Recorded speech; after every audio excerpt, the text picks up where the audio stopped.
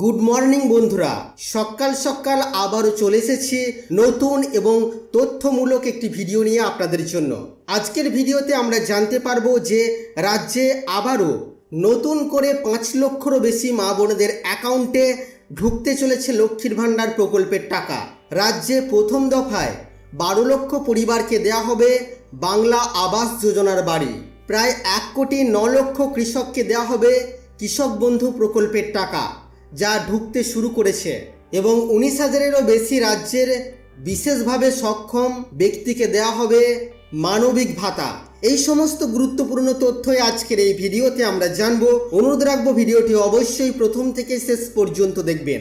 নমস্কার, আপনারা দেখছেন মাল্টি গাইড চ্যানেল, আপনাদের সাথে আমি আছি বিশ্বজিৎ। তো বাংলার গর্ব মমতা এর অফিসিয়াল ফেসবুক পেজে পোস্ট করা হয়েছে, সেখান থেকেই এই তথ্য আপনাদের সামনে আমি তুলে ধরবো। মুখ্যমন্ত্রীর বড় ঘোষণা, লক্ষ্মীর ভাণ্ডার আরও 5,07,000 মহিলাকে ডিসেম্বর থেকেই মিলবে টাকা। অর্থাৎ আগামী মাস থেকেই নতুন করে আরও 5,07,000 মহিলার অ্যাকাউন্টে ঢুকতে চলেছে লক্ষ্মীর ভাণ্ডার প্রকল্পের টাকা।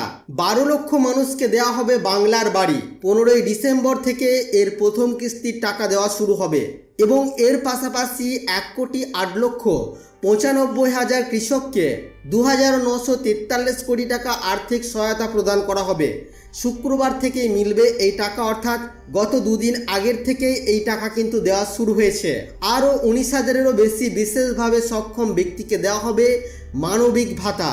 তো এমনই কিছু গুরুত্বপূর্ণ তথ্য উঠে এলো আমাদের কাছে, যেখানে আমরা জানতে পাচ্ছি মুখ্যমন্ত্রী মমতা বন্দ্যোপাধ্যায় রাজ্যবাসীর জন্য ঠিক কী কী ঘোষণা করলেন। আশা করছি বন্ধুরা আজকের এই ভিডিও আপনাদের কাছে তথ্যমূলক। ভিডিওটি ভালো লাগলে অবশ্যই লাইক করবেন, শেয়ার করে আপনার সকল বন্ধুদেরকে জানতে সাহায্য করবেন। আগামী দিনে আর কি বিষয় ভিডিও আপনারা দেখতে চান অবশ্যই তা ভিডিওর কমেন্ট বক্সে লিখে জানাবেন। আর চ্যানেলে নতুন হলে চ্যানেলটিকে সাবস্ক্রাইব করে পাশে থাকা বেল আইকনে অবশ্যই ক্লিক করবেন। ফিরে আসবো আবার কোনো নতুন ভিডিও নিয়ে আপনাদের সাথে।